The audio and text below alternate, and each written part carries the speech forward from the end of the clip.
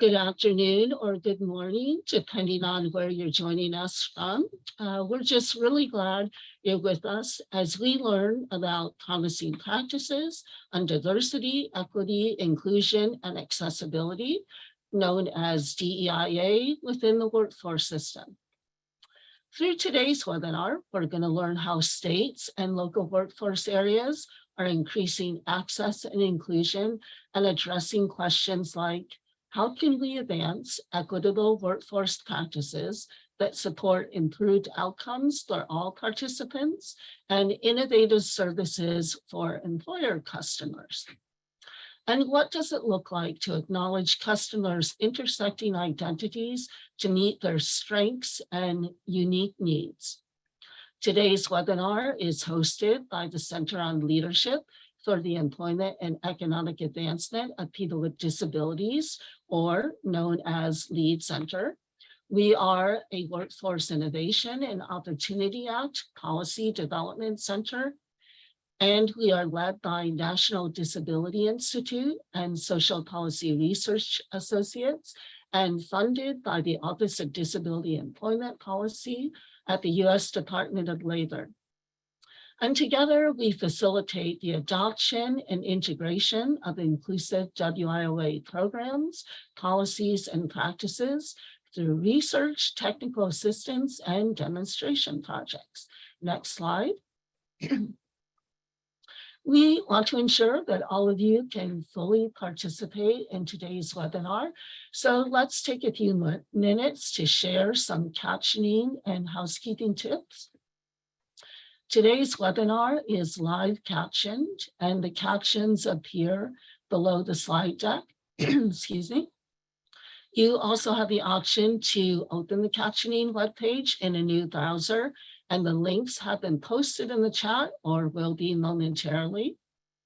Once the captioning window opens on your own system, you can adjust the background color, the text color, and the fonts using the drop-down menus at the top of the browser window.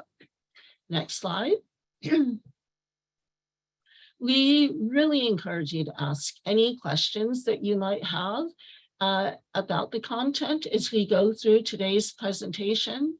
At any point, you can click the Q&A button that's located on the webinar menu bar, and this will bring up a Q&A panel or a window into which you can type questions for our presenters, and we are saving time at the end for a question and answer period.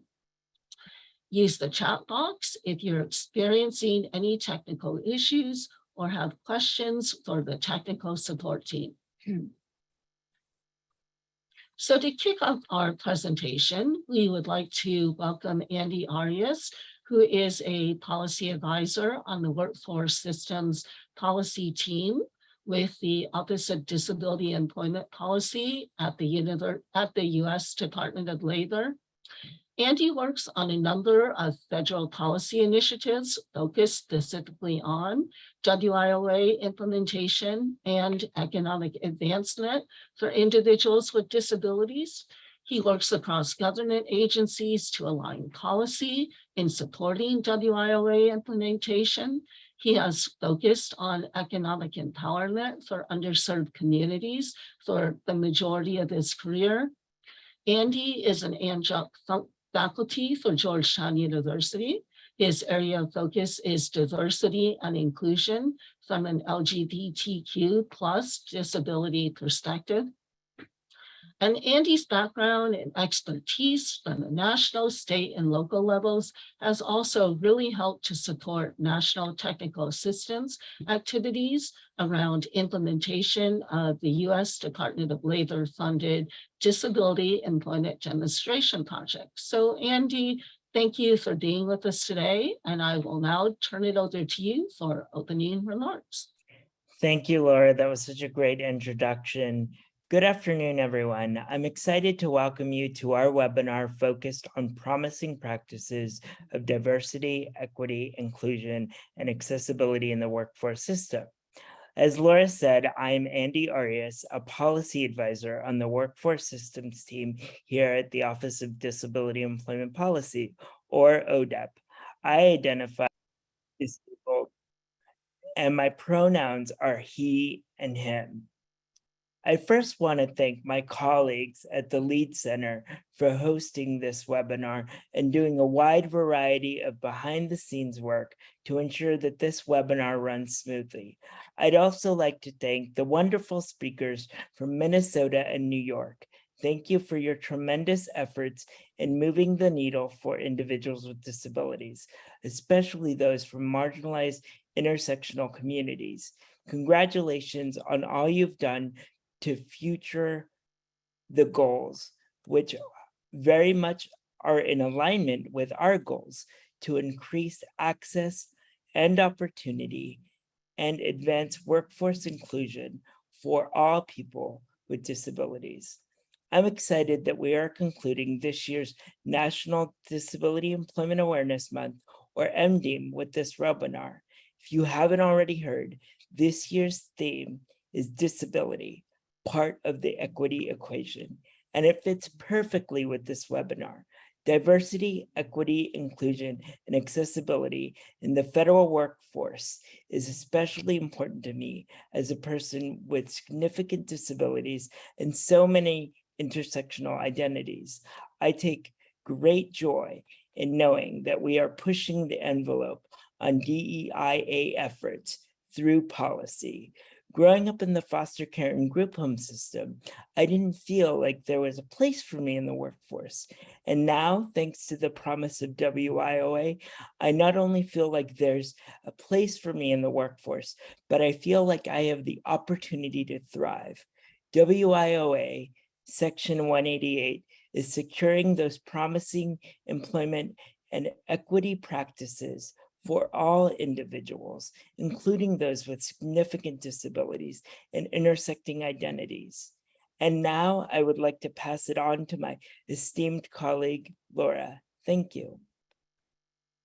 Thank you, Andy, for really helping to set the diversity and inclusion stage and for sharing reflections on intersecting identities and for being part of the workforce. Makes a difference.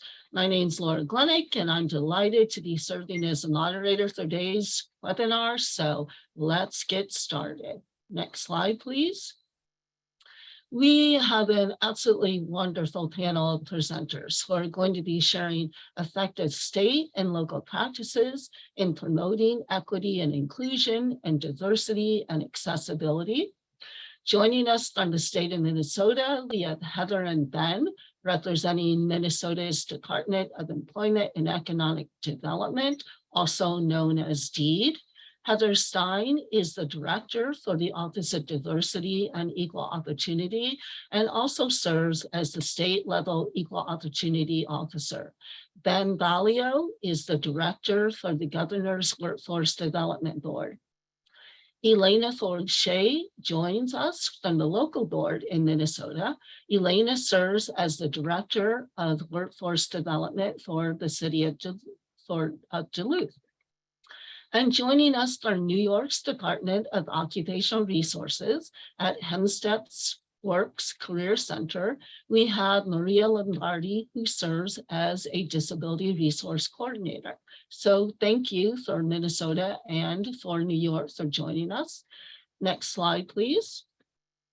And joining us near the end of the presentation, we are really thankful to have three leaders within the U.S. Department of Labor for the three agencies critical to Section 188 and the Section 188 Disability Reference Guide, which Andy alluded to and we'll hear about later.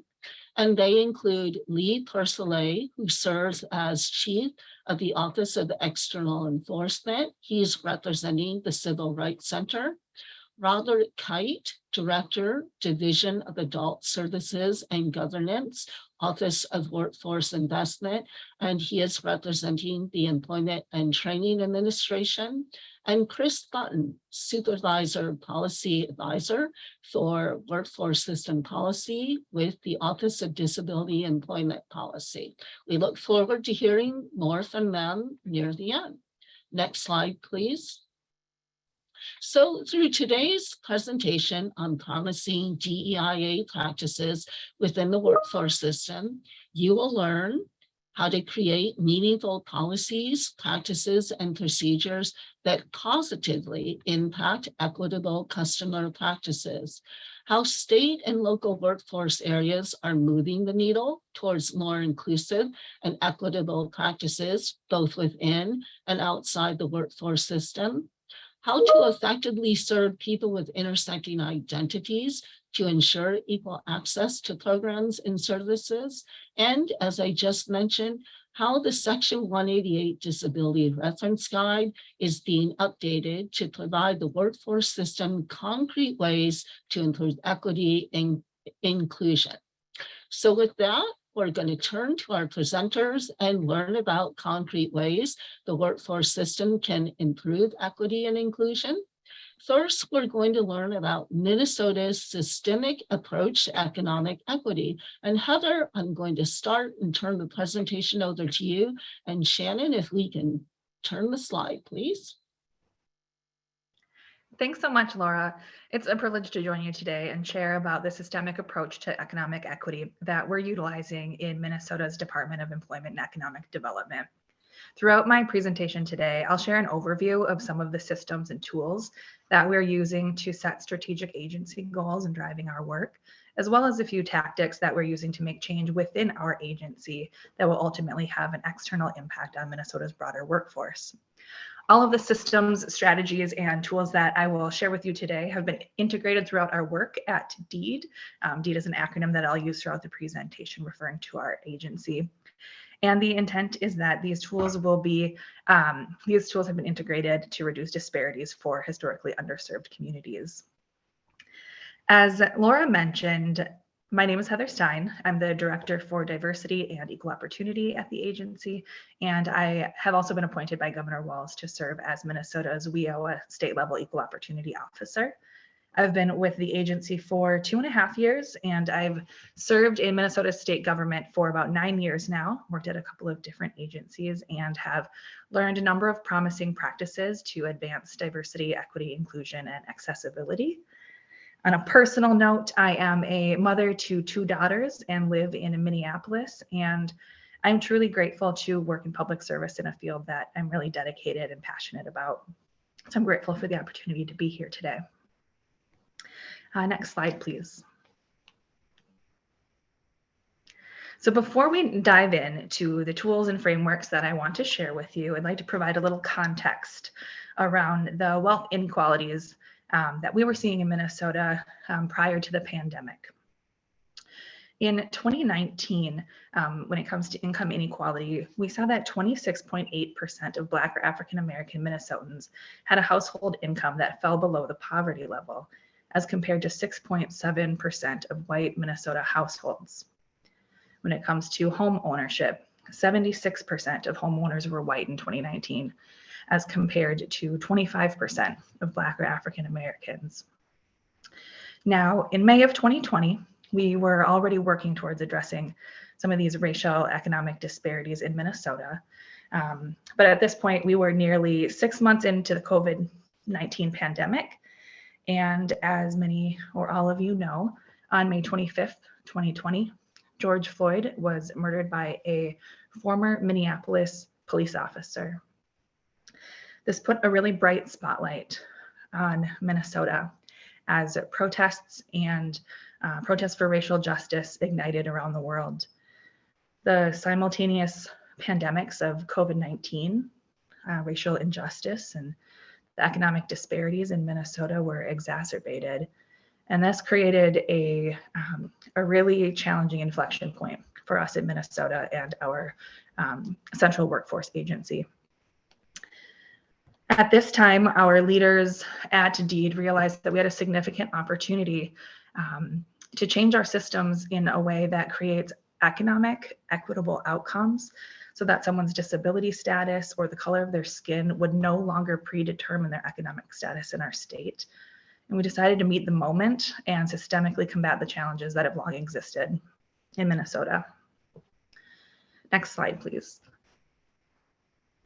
So since then, during our annual planning process, our senior leadership team has discussed how our agency's top goal should focus on making systemic changes that will lead to greater greater equity in our state.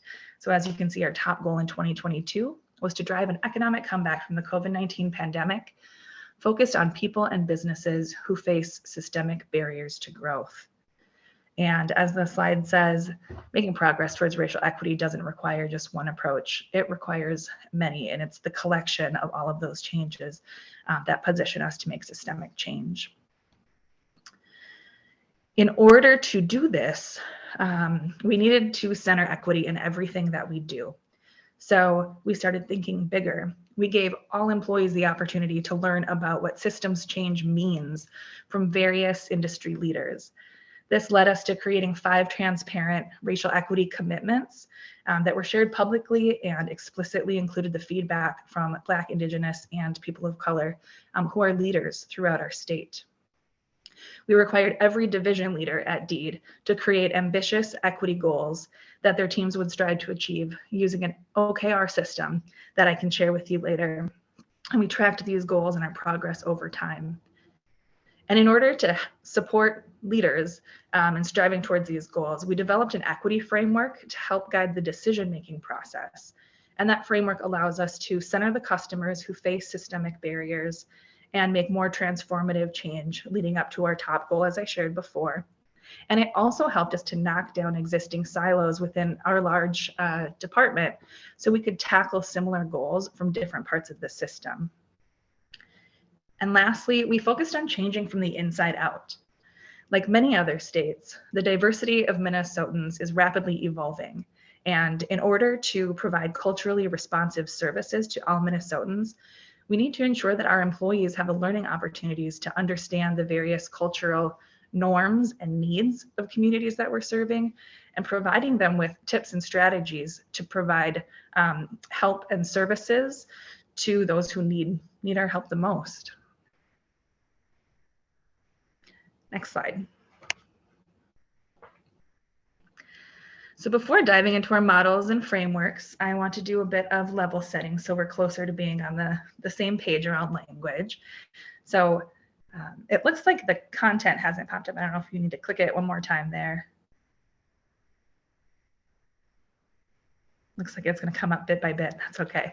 So anyway, when I talk about systems change, I mean addressing root causes of social problems. So we're fundamentally changing the structures that cause a system to behave in a certain way.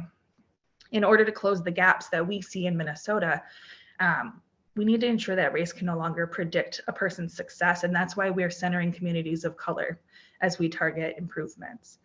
We're on a journey to do our part in ensuring that race is no longer a predictor of someone's success. And in a sense, that means that we're acting our way into a new way of thinking. On the next slide, it shares the definition of intersectionality, and I want to talk a little bit about why this works for us to center race in our systems change work. When we started this work a couple years ago, many people asked why we were explicitly naming racial disparities and calling out race as an identity factor, but not all underserved groups.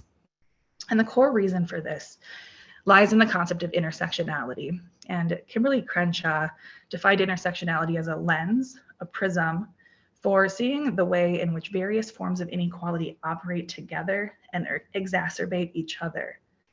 Crenshaw originally used this theory to explain why systemic discrimination against Black women and individuals against Black women, so individuals who could not separate the woman's experience from the Black experience in a legal setting.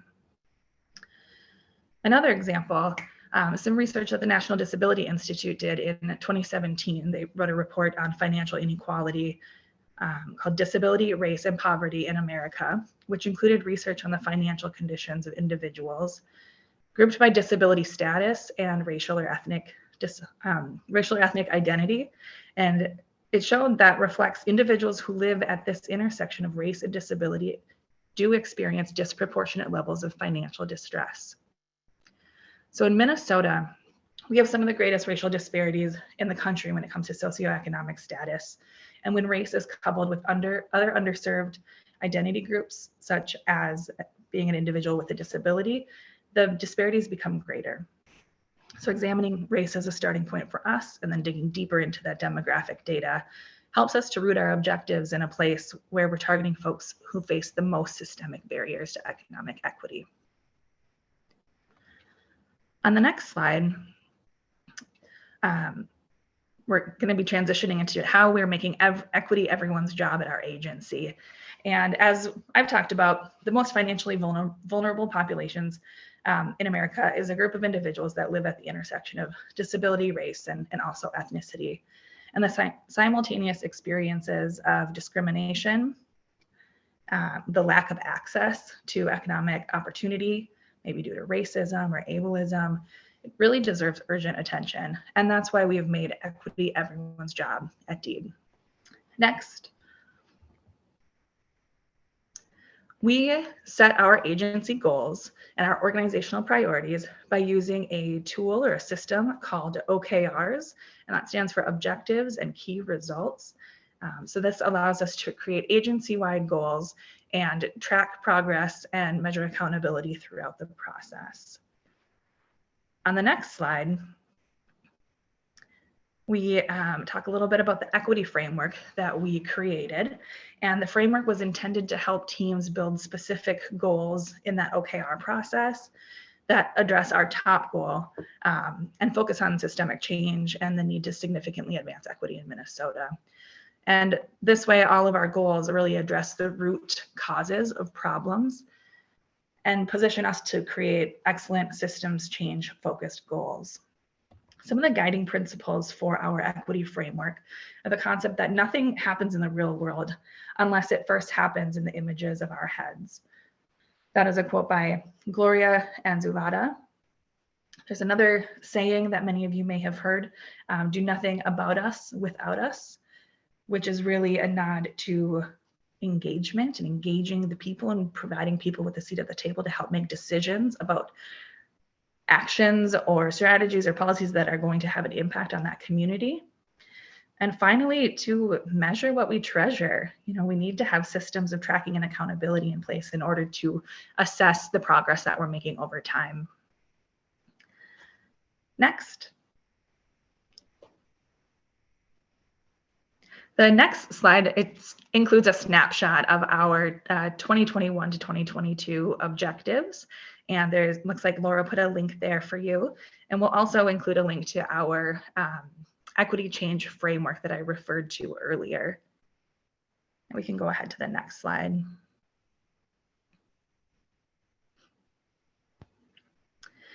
This slide shows a snapshot of our equity checklist, which is essentially a quick reference card that we post, that we made available for employees to post near their work area.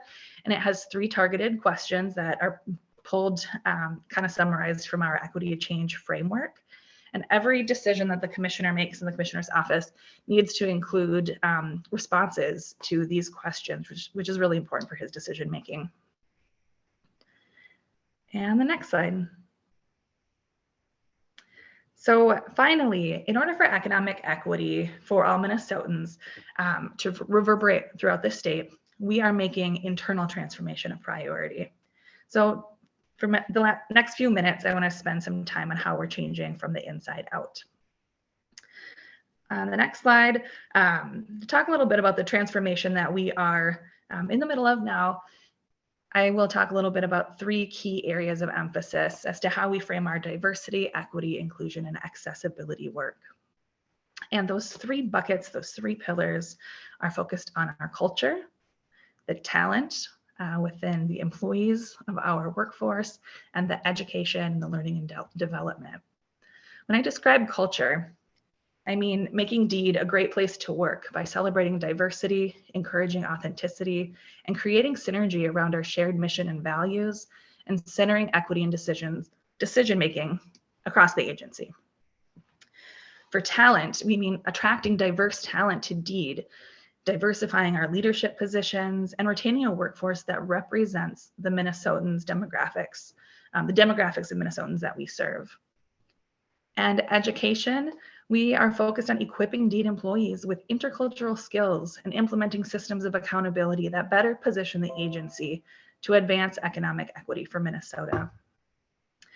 Some examples for diversifying our workforce include a special emphasis on leadership positions and targeting diverse applicant pools, ensuring that our workforce represents the diverse perspectives and lived experiences of the people that we serve, because we know that we better serve diverse populations when diverse perspectives guide and influence that work. We are looking to increase diversity at all levels of the organization, which requires experience serving diverse populations or with diverse colleagues. And we've even included an inclusive behavior responsibility in all position descriptions for our employees. We are, as I've talked about, we've made significant investments to center equity in everything that we do. And we are focused on investing in our employees. So we have incorporated a number of training opportunities and ongoing voluntary options for people to participate in. And we are looking at the possibility of what we might require in the future. So our employees are having access to opportunities to shape inclusive behaviors and make equitable decisions that benefit our neighbors, families, and friends that we serve. One of the tools that we are using in this process is called the Intercultural Development Inventory. And we have had approximately 80% of our managers and supervisors take this IDI assessment now. So they're learning about their own opportunities for growth and continued growth to become more agile in serving diverse customers, which is really neat to see. We've seen wonderful engagement around this tool. So I will wrap there. I know Elena's going to share more about ideas and strategies that can be used within the workplace. So with that, I'd like to turn it over to my colleague, Ben Balio, to share some examples of the impacts driven by our Equity OK work and the racial equity commitments from the Governor's Workforce Development Board, Vocational Rehabilitation Services, and State Services for the Blind. So Ben, over to you. Thanks, Heather. So my name is Ben Balio. I'm the director of the Governor's Workforce Development Board, which is our state's workforce development board created under WIOA to help oversee and guide our state's workforce development system. So if you go to the next slide. When we're talking about examples, I figured it would make sense to really start with our WIOA state plan, although we have other programs. Heather spoke to some of those things, those disparities that existed prior to the pandemic, but really have been exacerbated since the pandemic, and how, combating inequities and really focusing on those disparities was a focal point prior to the pandemic, but really has become a greater focus of our work. And so there are two main goals in our WIOA state plan that are approved by the Governor's Workforce Development Board. And that first is really focusing on those disparities, and that's reducing educational, skills training, and employment disparities based on race, disability, gender, or disconnected youth. And then our second is building employer-led industry sector partnerships that expand the talent pipeline to be inclusive of race, disability, gender, and age to meet the industry demands for a skilled workforce. So really, our WIOA state plan and putting those two as focal points at the beginning of it as our main goals to guide are really big components that we're hoping, and definitely do help us actualize that work on the ground as kind of a focal point.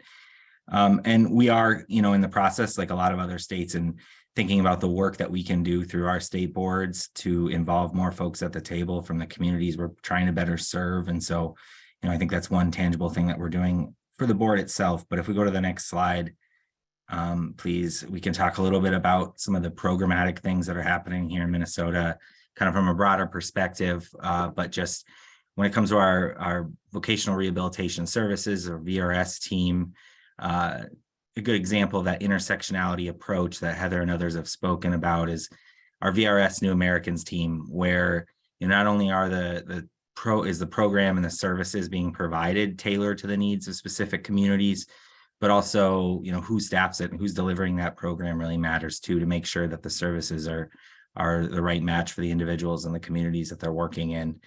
Our pre-ETS team, the pre-employment transition services team, has, Heather mentioned those OKRs, those objectives and key results, those measurable things that we can do to help bring about systems change.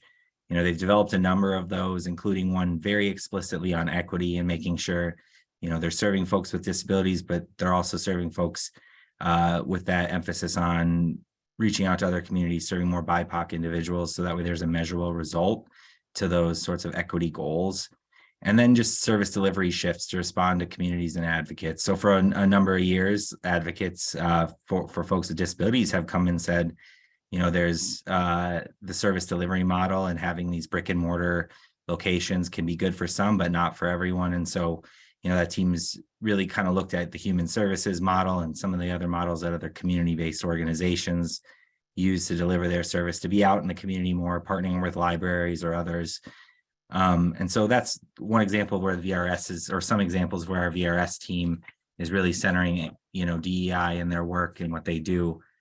And our state services for the blind team, or SSB, again, those largely driven right by those objectives and key results. And so they've set a number of those around, increasing the number of audio recordings that they're doing of state materials. Our SSB team is definitely a leader when it comes to making sure that more, books, not just state resources, but, everything from youth literature and other things are available to everyone in the community. And so they've set a lot of goals around, recording a lot more state resources, transcribing agency brochures into 5 different languages. So that's what they're working on now. They've either completed, some things, or are working on things in Hmong, Russian, Spanish, Somali, and Vietnamese. And so they continue to really be a leader in this area. They're actually currently working with Dakota tribal community partners to develop a Braille code in their language. And so, and also working on children's literature in Dakota, Ojibwe, Karen, and Somali languages as well. And then really, they've also developed some measurable goals around increasing their partnerships. I think everyone always talks about wanting to increase their partnerships, but unless it's something that can be measured, it can sometimes be hard to keep centered in our work. And so they've established some measurable goals around increasing their partnerships with, other partners that are often, attempting to serve some of the same communities. So the Veterans Administration, VA hospitals, and other local and state veterans associations. And then really too, SSB does a lot with, externally and working with the public and maybe with other employers, but also working closely on some of the things that Heather mentioned around sort of making sure that DEED is being an example and a model employer itself as an agency. And so really supporting and making sure our application and processes and hiring processes are inclusive as an agency as well. So if you go to the next slide, please.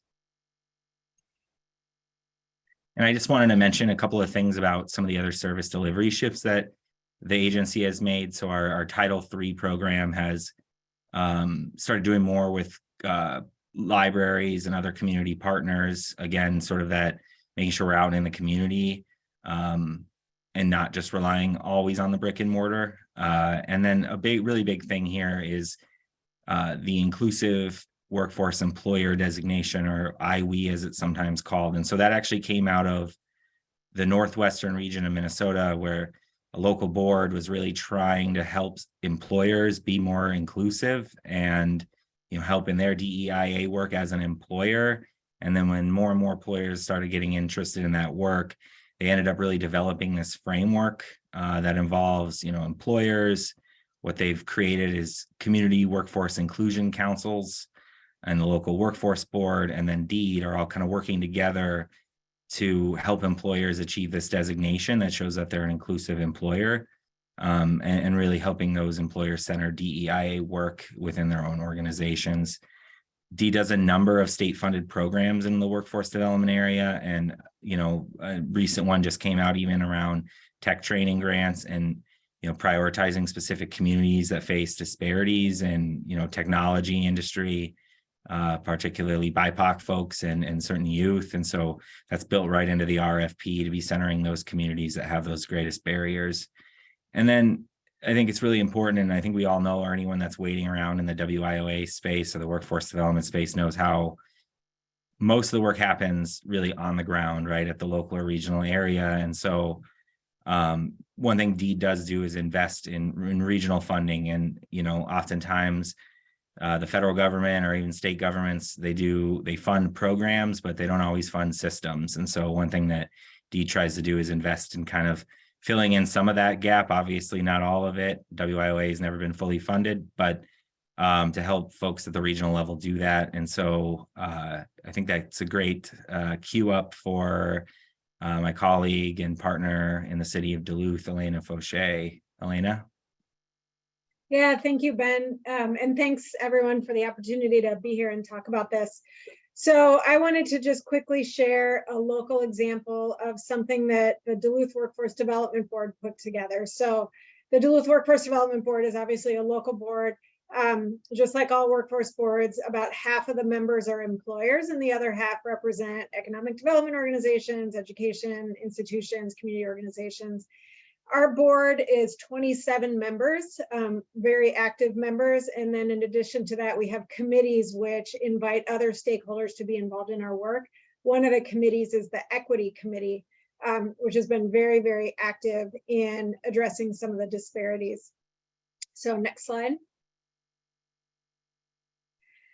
So the Workforce Board for a long time has been working on addressing some of the challenges that both Ben and Heather brought up, right? So we've had persistent disparities by race and by disability status in employment and in income. BIPOC community members and those with disabilities continue to report discrimination when they go out and search for employment. We see higher rates of turnover among BIPOC workers once they're hired. And at the same time, employers in our community, just like in many other places, are struggling to hire. And this started before the pandemic, but has gotten significantly worse. You know, the other thing that the Workforce Board really looks at is that the future workforce is more diverse, right? So in Duluth, about 10% of our population in overall are people of color, but 25% of our K-12 student population are students of color. So the future workforce really is going to be very different than the current workforce. The other thing that we see is that a lot of employers, especially small to medium-sized employers, really struggle with capacity to focus on equity initiatives. So they may be interested in diversity and inclusion, but stretched thin. They don't have a separate HR department. They really don't have the capacity to lead initiatives on their own. So the Workforce Board wanted to step in and help. Next slide. So before the pandemic, we hosted a series of workshops, in-person workshops, remember those, that were focused on workforce solutions, right? So the very first one that we did way back in 2018 was just talking about demographic shifts. In our area, just like in many other places, we have an aging workforce that's going to have a big impact over the long term on available labor. We talked about recruitment, we talked about retention, and then we really started to pivot towards diversity and inclusion. We held a workshop on hiring people with disabilities. And in those last couple of workshops, the main piece of feedback we heard over and over from employer participants were that they wanted more practical tools, things that they could implement and take action on. They didn't want to just talk, they wanted to act. Next slide. So we planned to continue this workshop series, and then the pandemic happened. So the Workforce Board and the Equity Committee had to quickly pivot to provide a guide. So I'm going to share the guide and kind of really quickly walk through it. Hold on one second. My button. There's my button. Okay. So we put together this guide that was really meant to be something different, something very, very practical that included tools that employers of all different sizes could choose from and use to lead equity initiatives. The guide is divided into 4 sections. It starts with recruiting and then hiring, onboarding, and retention. And we broke it into those 4 areas really because we see that there's effort that needs to be made, intentional effort that needs to be made in each of the 4 areas if you're truly going to achieve equity goals. So the guide sort of follows a pattern. So we start in each section, right? So this is a recruiting section with what's the end result? What is the end result that we're trying to accomplish? And what suggested metrics could an employer start tracking to be able to measure whether their efforts are making an impact, right? Part of this work, or part of the challenge that a lot of employers face is that they do things, but they don't know, they don't have any metrics, any data to know whether the efforts they're making are making a difference, which provide the best return on investment. So we wanted to suggest some of those measurables. We share best practices, and these were gathered, they were initially gathered at our last pre-pandemic in-person workshop where we had a room of 150 employers sharing some of the things that they were doing around diversity and inclusion. We captured some best practices there and then did our own research to gather together what we felt were some very useful practices and tools. And so then throughout the guide, there's hyperlinks to things that are available for free that people can access and use on their own. And then we have some additional tools and resources in each section. And then it moves on to the next section, right? So this guide was launched in 2021 and has really been integrated into our own work with employer navigation services. As employers reach out to us for help with recruiting and hiring, we pull out the guide, often reference it, pull out tools, encourage employers to use some of the different tools and actions. All right, so then I'm going to stop sharing and pull up the slideshow again. So after the guide was launched, we then wanted to try to support employers in actually putting it to use. So this year we launched what we're calling the Employer Champions Initiative, which is really trying to create a network of peer employers who are really interested in doing the work and making a difference, right? So they're employers who have already done kind of the basics, want to dig a little deeper, and are really looking to help move the needle on some of the disparities that we see in our community. So this has been a 4-session series. We're just about to do the last session, where the same group of people, and it's usually multiple individuals from the same employer who participate together, and kind of have been walking through this process of digging in, digging deeper, reflecting, pulling out tools from the toolkit, and building a network. We have an engagement platform that people can ask questions and interact with each other in between workshops to try to build this network of support and ongoing idea sharing, best practice sharing, so that our guide can be alive in our local community and continue to be added onto and developed. And our plan after this series is over is to continue to host sort of informal brainstorming sessions, places where, you know, HR professionals, managers, small business owners can come together, ask the hard questions, say, you know, I'm really trying to do this, but this is the thing that I'm struggling with, get some ideas, share best practices. And then we have a venue that we can continue to share resources that we find as the workforce board that we think employers might find useful. So with that, I will hand it back to Laura. I will add, anyone can access this, this guide, the Diversity and Inclusion Action Guide. There's a link somewhere in the presentation to our website where it can be downloaded for free. And I'm happy to answer any questions about it afterwards. But Laura, I'll hand it back to you. Thank you. Great, thank you, Elena. And it's in the chat. It's there, and I put that in the chat, so everybody will find that. Really want to thank Heather, Ben, and Elena for the thoughtful, well thought out work that you're doing in Minnesota. We learned from Heather how they are making equity everybody's job through use of the objectives and key result system, an equity framework and checklists to make change from the inside out. I think that's key.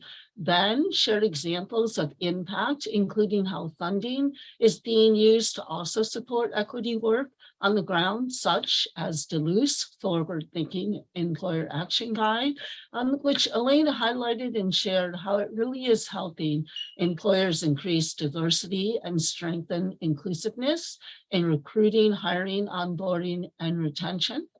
Next slide, please. So we are now going to learn about another proven effective practice from New York Hempstead Works on how their pioneering staff development trainings have led to LGBTQ+ and disability inclusive services, language, policies, and outreach. So Maria, I'm going to turn it over to you.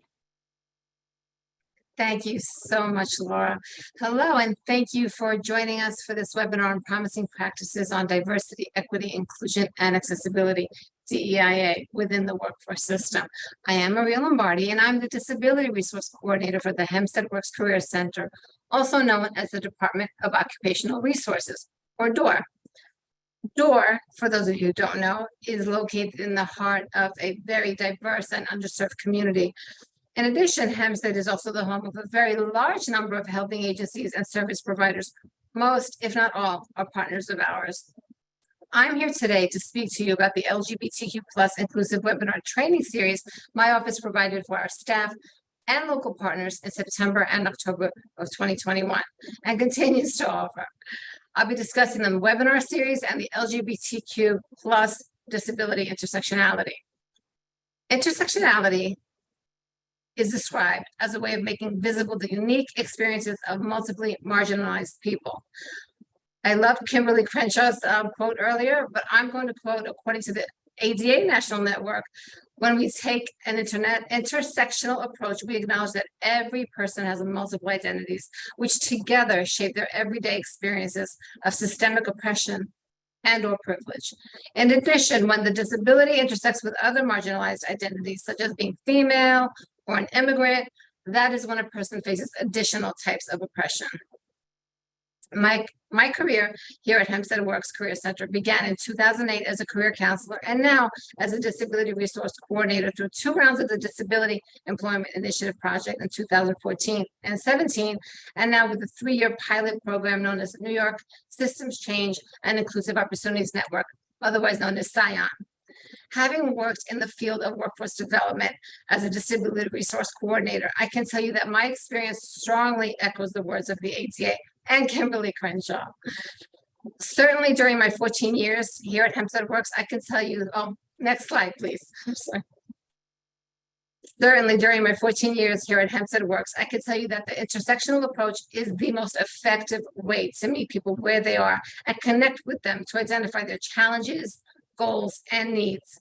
Individuals with disabilities have many identities, and one of them is identifying as being a member of the LGBTQ+ community. On your screen, you will see directly from the gaycenter.org's website what each word stands for in the LGBTQIA+ abbreviation. In addition, you can always reference GLAADS, that's the Gay and Lesbian Alliance Against Defamation, GLAAD's LGBTQ Media Reference Guide for more detailed information of each term. Next slide, please.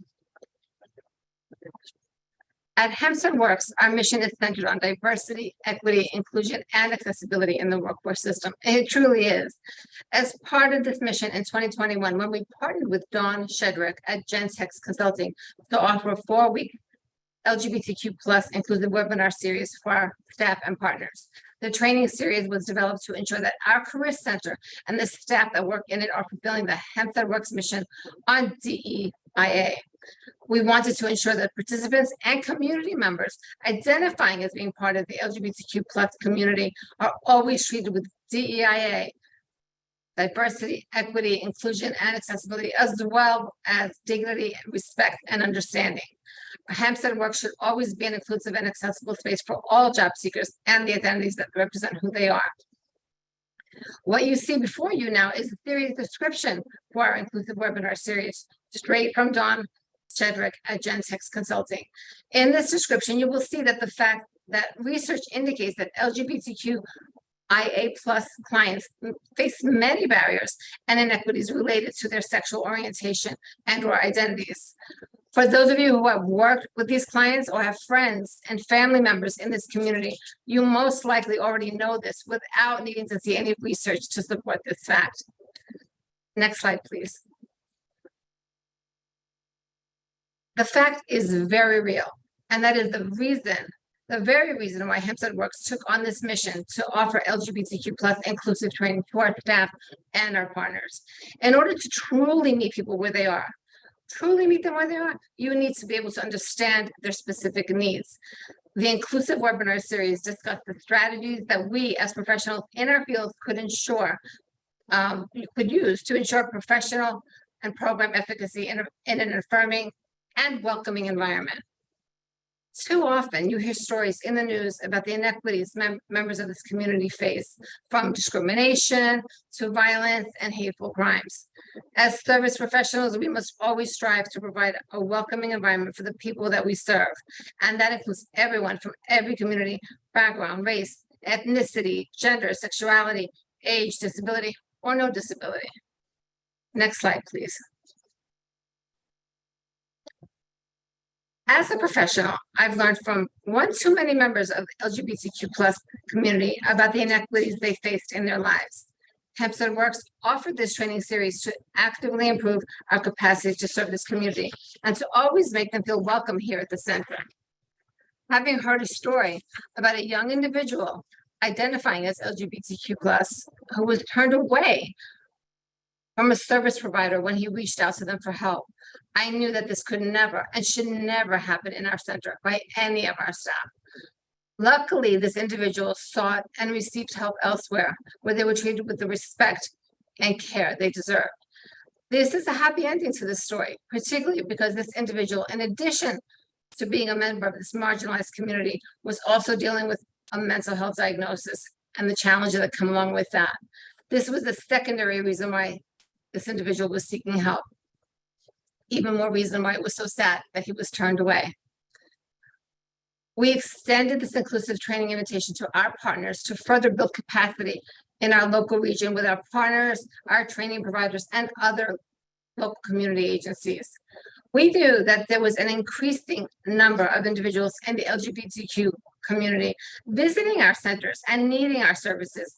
And we knew that it was imperative to provide this training to educate and inform our staff and partners, which would overall improve our service delivery for this community.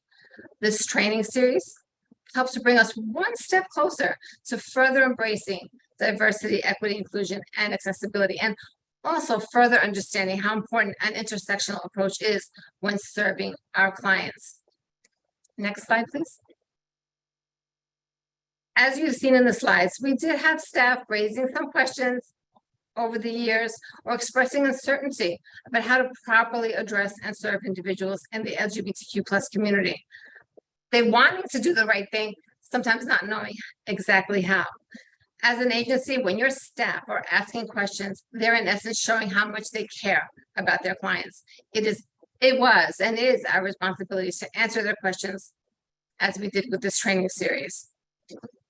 And yes, as you see on this slide, we did receive praise from our local partners for offering this free training series. One such partner that we reached out to about the series indicated that we were the first and only provider on Long Island to offer this truly important and necessary training series in our region. Next slide, please. What are some lessons learned? Okay, what are some of the lessons learned from this training series? What we learned are, number one, what it means to be part of the LGBTQ+ community, as well as number two, the social and cultural challenges faced by this community and the inequities they face every day, both in the workplace and in their personal lives. And then there's number three, the true importance of setting aside our biases and prejudices and truly embracing diversity, equity, inclusion, and accessibility for the members of the LGBTQ+ community. We're keeping the momentum going. Next slide, please. We are keeping the momentum going here at Hempstead Works by expanding the workshop series to our summer youth employment program for the participants ages 16 to 20 in our program, as well as the businesses that will employ them. We plan on implementing an ongoing training and awareness for staff and partners in the coming year by continuing this training series for newly hired staff, as well as for existing staff that would like a refresher.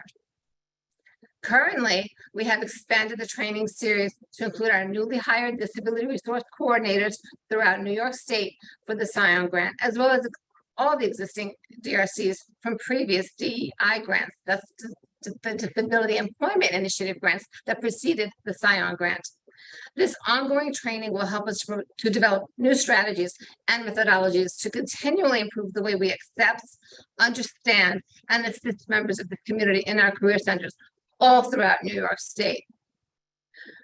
Training and education is the first step in empowering ourselves, embracing DEIA, and improving how we interact with and effectively serve our clients as well as one another. Next slide. I will end my presentation with resources and information for the LGBTQ plus inclusive series, starting with the resources from our local area here on Long Island and expanding to the national level with the GSA network. And on the last slide after this one is you'll find my contact information as well as contact information for our youth services coordinator, as well as our career center and training services coordinator. I can tell you before I wrap up and hand it back to Laura, I can tell you one story that recently occurred over the summer in our summer youth program. We had a youth in our program was working beautifully, getting along wonderfully with his employers and his colleagues at his place of employment in our program. Until one day, he heard some words being spoken by some of his co-workers, young co-workers. And there were some disparaging comments made about the LGBTQ plus community, which he was a member of. In addition to having a mental health disability, he was completely struck and devastated by the comments that he'd overheard, feelings that they were directed at him specifically, as well as other members of his community. He immediately contacted our coordinator, and our coordinator immediately contacted me, and we started immediately strategizing how we were going to make this right. We did not want him to leave his work site. We wanted him to finish out the summer and have a positive, really wonderful work experience, as he had been up until the moment that he overheard that conversation. With our interception and a little bit of guidance and support, we've spoken with the employer, we've spoken with the supervisor. We had conversations with some of his co-workers, not specifically pointing to him, but just a general conversation about empathy, diversity, equity, inclusion, and accessibility. All the things that we're here for today.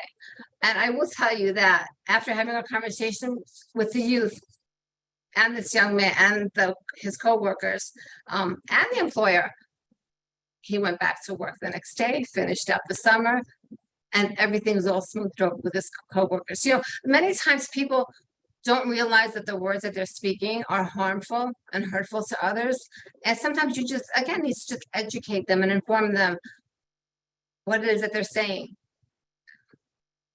It can be hurtful, even if they're not meant to be. All right, Laura, it's back to you. Thank you so much for having me here today.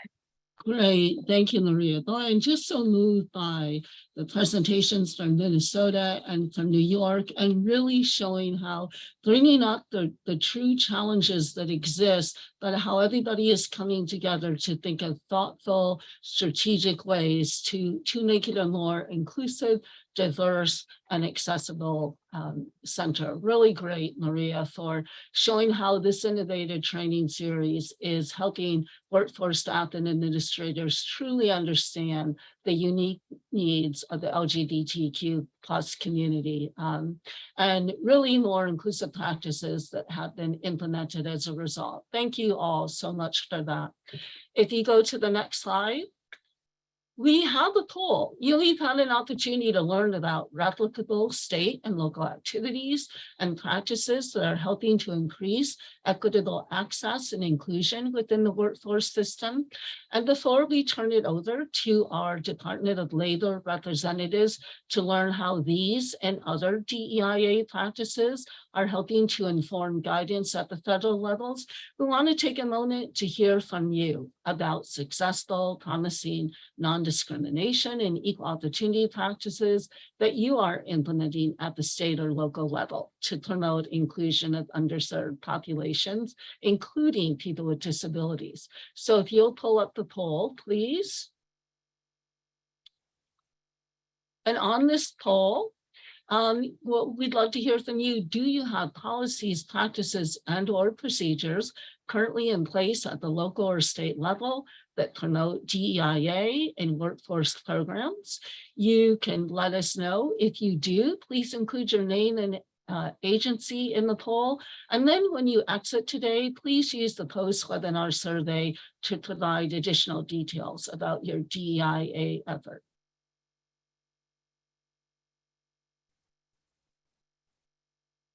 I don't know. And maybe for those, I don't know, this might be an opportunity to go back now that you've learned about some things, to ask some questions. That's great to see the yeses. And for the no's, we hope that that's what you'll take away from this presentation. So we could keep the poll up, but I'm going to move on, Shannon, to the next, just to keep us going. But thank you all for taking the poll. So next, we're going to hear from our leaders joining us from the Department of Labor to learn more about the importance of DEIA and its connection to Section 188 of WIOA.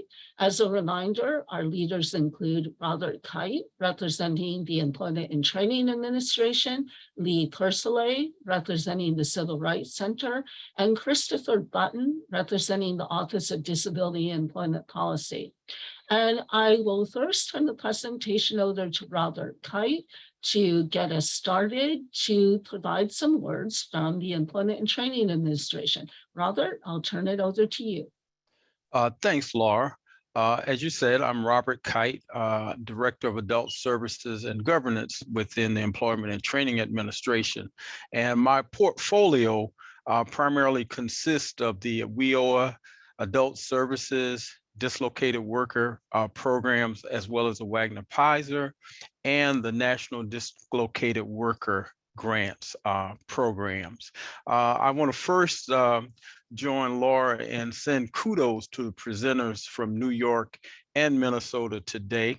I very much appreciate you sharing some very good practical strategies to make diversity, equity, inclusion, and accessibility a way of doing business in the public workforce system.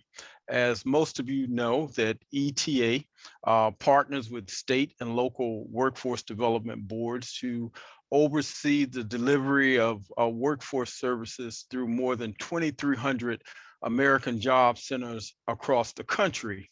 Under WIOA, the AJCs are required to provide full access to all job seekers, to include individuals with disabilities.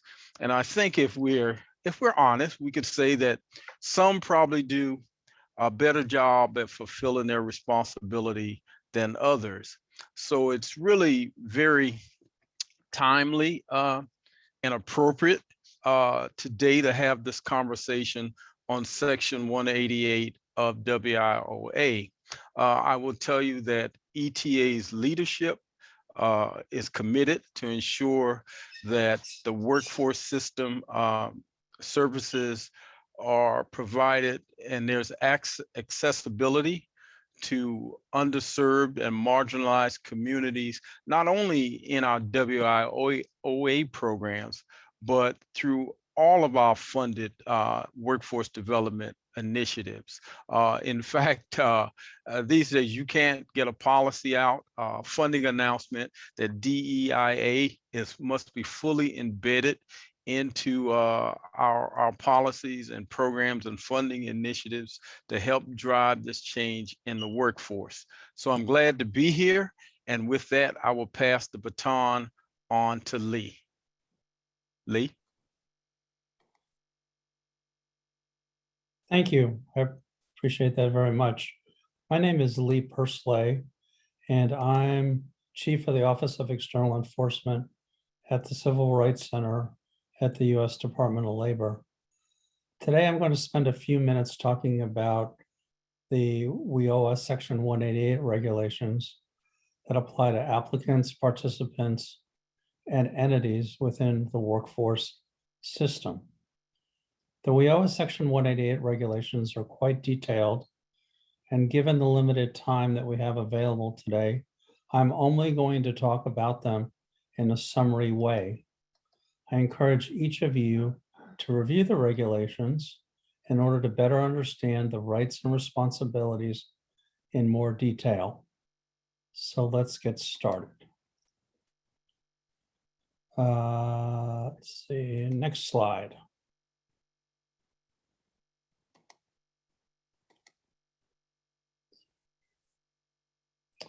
So Section 188 of the Workforce Innovation and Opportunity Act is a non-discrimination provision of the statute. It prohibits discrimination on the basis of race, color, religion, sex, age, disability, political affiliation or belief, national origin, including limited English proficiency, and citizenship status. The Department of Labor's Section 188 implementing regulations for the non-discrimination and equal opportunity provision of WIOA are located at 29 CFR Part 38. And I've included a link through the ECFR website where you can find the regulations online in their entirety. Next slide.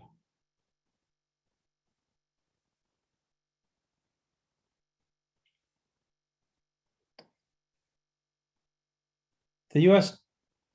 Department of Labor Civil Rights Center is responsible for administering and enforcing the non-discrimination and equal opportunity provisions of WIOA and its implementing regulations, and for developing and issuing policies, standards, guidance, and procedures for effecting compliance.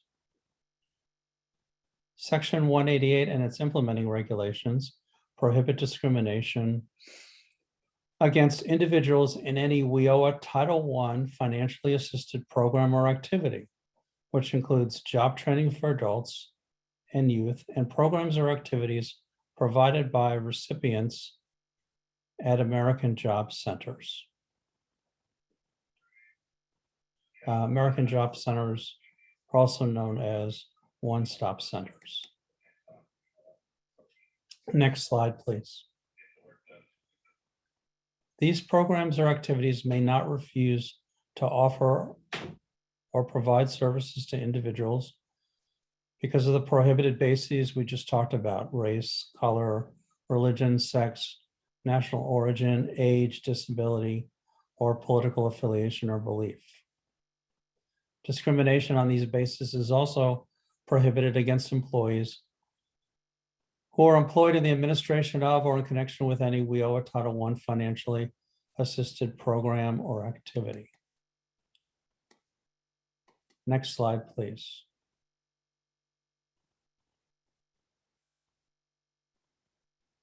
The regulations apply to recipients, which is a term defined within the WIOA Section 188 regulations, of WIOA Title I financial assistance, including programs and activities that are operated by AJC partners as part of the AJC system, such as unemployment insurance, TANF, adult education, trade adjustment assistance, and others. Next slide, please.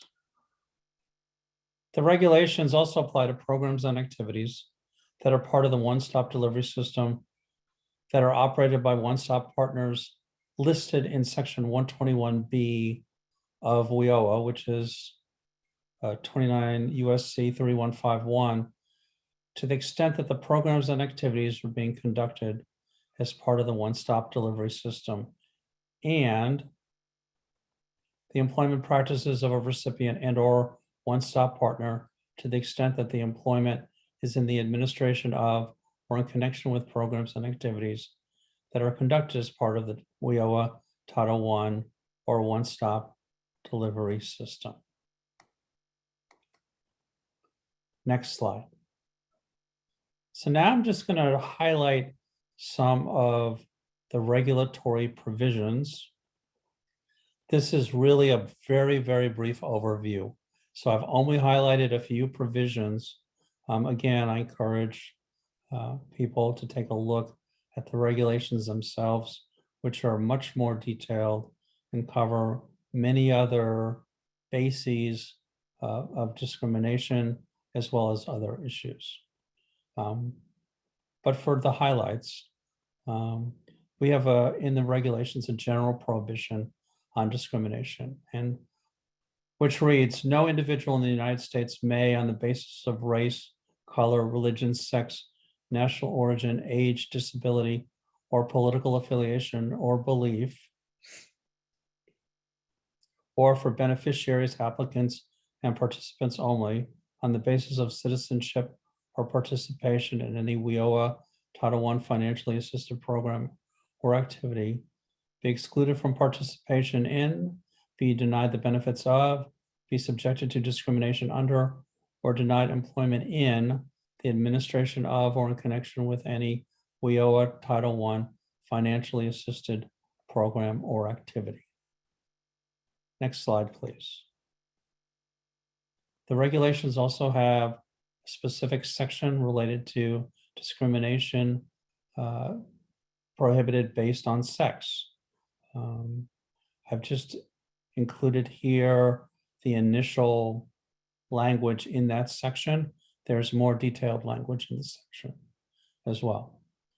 The initial language says, in providing any aid, benefit, service, or training under a WIOA Title I financially assisted program or activity, the recipient must not directly or through contractual bases discriminate on the basis of sex. An individual may not be excluded from participation in, denied the benefits of, or subjected to discrimination under any WIOA Title I financially assisted program based on sex. And the term sex includes, but is not limited to, pregnancy, childbirth, related medical conditions, transgender status, and gender identity. Again, there's more detail within the specific regulation found at 29 CFR 38.7. Next slide, please. We also have a specific regulatory section with respect to discrimination prohibited based on national origin, including limited English proficiency. That section is quite detailed. Again, I encourage individuals on here to take a look at the specific provisions and requirements. I've only pasted in the slide just the beginning provisions of that regulation, which say, in providing any aid, benefit, service, or training under WIOA Title I financially assisted program or activity, a recipient must not directly or through contractual or other arrangements discriminate on the basis of national origin, including limited English proficiency. In addition, a recipient must take reasonable steps to ensure meaningful access to each limited English proficient LEP individuals served or encountered, so that LEP individuals are effectively informed about and are able to participate in the program or activity. Next slide, please. The regulations also have a provision specific to prohibited harassment, and which defines that harassment as well. Harassment of an individual based on race, color, religion, sex, national origin, age, disability, or political affiliation or belief, etc., is a violation of the non-discrimination provisions of WIOA, the statute, and of the regulation. Next slide, please. We also have a retaliation prohibition in the regulations at 29 CFR 38.19, which says the recipient must not retaliate, intimidate, discharge, threaten, or coerce, or discriminate against any individual because the individual has enforced their rights under WIOA Section 188 by filing a complaint alleging a violation, opposing a practice prohibited by the regulations, or participating in an investigation, review, hearing, or other activity related to the regulations.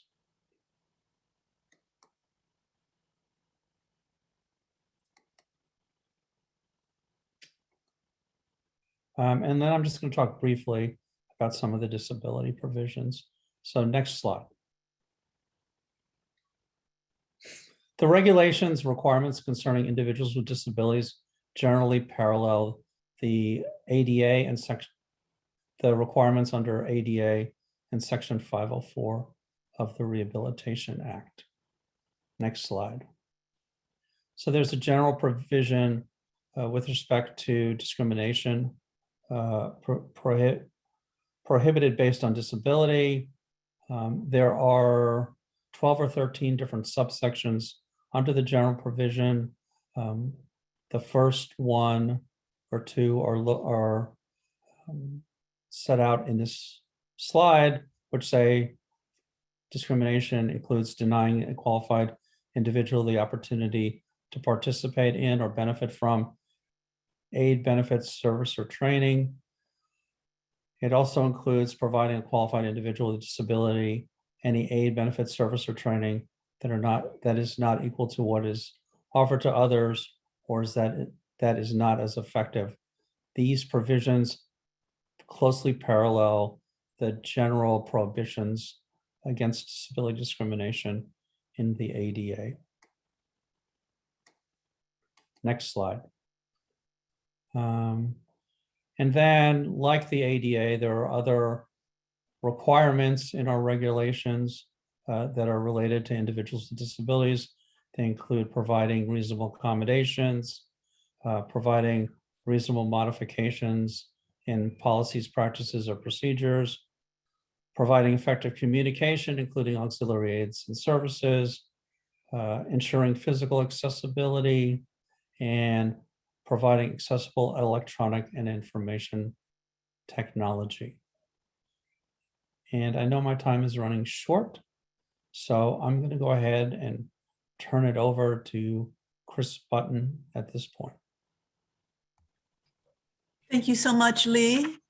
Thank you to both Lee and to Robert, my DOL colleagues, as well as to all of the other speakers today and to our colleagues at the Lead Center for helping to organize this important webinar. I want to talk for just a minute about the Section 188 Disability Reference Guide that has been mentioned a couple of times today already. DOL, including the Civil Rights Center, the Employment and Training Administration, and the Office of Disability Employment Policy, put this guide out a number of years ago with the intent of assisting the system, including our American Job Centers, of course, to provide promising practices that correlate with specific requirements of the non-discrimination and equal opportunity requirements of Section 188 and WIOA, which Lee has given us a very high-level overview of. And they were most recently put out in February of 2019. Hopefully, many of you are familiar with this guide already. Next slide, please. So the guide is intended to assist American Job Centers and the system to identify strategies that they can implement to ensure that what they are doing within their system can assist in ensuring equal opportunity and non-discrimination for the job seekers that come through their front door. I want to clarify that it is not a compliance document. It is an educational document. The guide is divided into two separate parts, and it's intended to give you a series of strategies that you as a system can choose to implement in order to meet various requirements that Lee has spoken about. It is not in itself, though, a compliance document. Part 1 of the guide provides the promising practices that have been collected from job centers across the country. And you can look through as you look at requirements from Section 188, and you can find suggestions in Part 1 of promising practices that are being implemented right now by your colleagues and other job centers across the country in order to meet that particular requirement. So the promising practices are divided into equal access to programs and activities, non-discrimination and equal opportunity policies, practices, and procedures, and additional affirmative obligations. Part 2 of the guide shows you the relationship between the promising practices section and the actual legal requirements of Section 188 that are applicable to WIOA Title I financially assisted programs and activities. And one of the really cool things is that it includes hyperlinks so that you can be reading the non-discrimination and equal opportunity Section 188 regulations, the requirements that all of our job centers have to meet. And there will be a hyperlink to that section to a part of Part 1 where the promising practices to that particular provision are, things that you can consider doing in order to meet the requirements of that particular practice. The hyperlinks are really very helpful in helping you to understand the relationship between Part 2 and Part 1 of the guide. So I really do urge you to take a look at that. And let's jump to the next slide, please. And in terms of what's next, we got together here at Labor, and we were very aware that even though the examples that are included in the guide are really fabulous, and kudos to our speakers today, because I know that they helped contribute examples that are already there, and we certainly are going to be augmenting the guide with the examples that they've been talking about. But that we were aware that there were additional practices that could be included to specifically promote inclusion of underserved populations, including individuals with disabilities. So we are all working with the LEAD Center to update the Section 188 Disability Reference Guide to provide these additional practices, ideas, and resources that will consider all the systemic barriers that individuals with disabilities face because of various intersecting identities. So the updates to the reference guide are consistent with language from both President Biden's executive order and the Department of Labor's equity plan.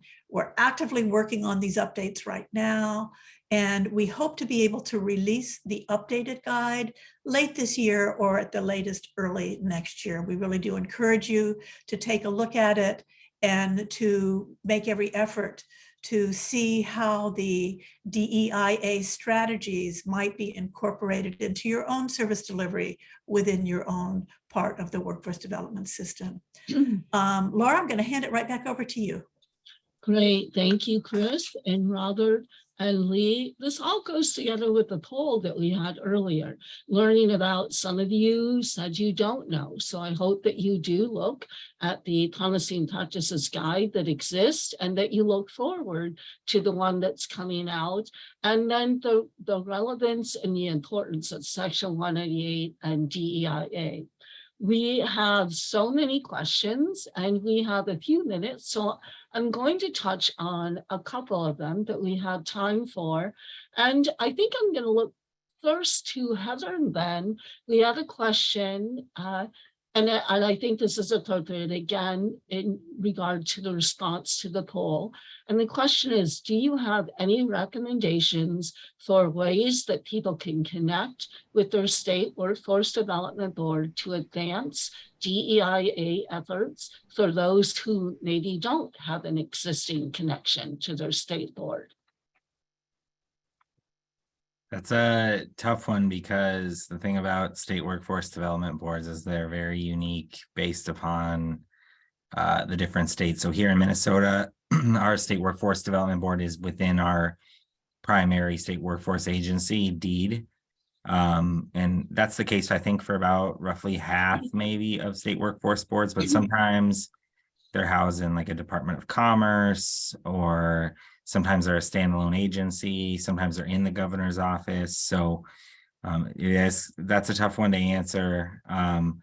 But they, tend to be pretty large entities. We have the largest in the country here in Minnesota because just the way that they're written, they can kind of become pretty big entities quickly. But they oftentimes have openings, right? And one of those, there's a number of those that maybe the audience might fit in, and maybe they can apply to serve on their state board or a local board where a lot of that stuff happens too, obviously. Thank you for that, Ben. And Elena, I'm going to look to you. How do we help employers keep up the momentum on their DEIA work? I think, number one is to just recognize that they're balancing a lot of responsibilities. So the more that we can help support them to integrate DEI into things that they already need to do, the better, right? So employers they have to recruit, they have to hire, they have to onboard employees. So how can we provide them tools that will help them do that, like providing interview questions or helping examples of updated job descriptions or places that can post jobs or onboarding plans or so on to help them do their job better. I think the other piece, and this is really kind of the role that the Workforce Board's Equity Committee has taken on, is to vet tools. There's a ton of information out there now about diversity and inclusion. It can be pretty overwhelming. And so, we take a look at a lot. We kind of vet what we think is the most useful or the most relevant or the most practical. And then that's what we put in the guide. And I would imagine we'll probably do an update on the guide at some point in the near future to add some new tools that we've found. Great. Thank you, Elena. And Heather, I know we don't have much time, but could you quickly share a little bit more about the equity change framework? Hi, Laura. Yeah, I'd be happy to. And I can share a link with you to share out with attendees as well. The equity change framework is a set of guiding questions and steps for organizations to help frame objectives or agency level goals. And the 6 steps in the framework include, first, just being really specific about what the intended outcomes are. Secondly, who is included in the design of the program or the service. Thirdly, how can we collaborate to drive more impact? So kind of doing a stakeholder analysis and understanding where we have levers of influence and where we don't, or how do we create those? Fourth is examining the impact of our efforts. So once you create your plan, recognizing whether or not there are still gaps. Fifth is our strategies and accountability methods in place. How are you going to measure your progress? And lastly, how will you communicate out efforts? And I think in that piece, it's really some of the strategies and requirements that Lee shared are really important around language access and accessibility of communications to those that you're serving. But like I said, there are a lot of other prompts in each of those 6 steps that will be a helpful framework or tool for folks interested in doing more with this. Great. And I'm glad you'll share it. We'll also post these materials to the webinar archives. So thank you for that. We're going to move forward to the next slide, Shannon. Just really a special thank you again to our presenters and the work that you're doing to build a more inclusive and accessible workforce system for all customers, especially those at the intersection of disability. Thank you to the Department of Labor for working together across agencies to provide the workforce system with additional practices, ideas, and resources that consider the systemic barriers individuals with disabilities face because of their intersecting identities and increase cultural competence. The next few slides we're just going to go through, Shannon. They include federal equity resources that we hope that you will come back and look at. You can go to the next slide and then to the slide with the lead center. So I hope you loved what you heard today. Be sure to check out the Lead Center's website where you can find this event, events recording and transcript, as we put in the chat at the end of next week, plus a very robust library of resources. We also encourage you, if you're not already, to sign up and receive information and notifications on future events and including our newsletter. Next slide, please. And we want you to follow us, the Lead Center, follow the Lead Center on social media. If you see a tweet you like, please retweet. Please share posts with your networks and encourage them to follow the Lead Center. If we go to the next slide, and then the final slide. And thank you to all of you who joined this presentation today. We hope that the promising practices on diversity, equity, inclusion, and accessibility shared today will provide you with practical ways to improve equity, inclusion, and diversify your workforce system. Thank you, everybody, and enjoy the rest of your day.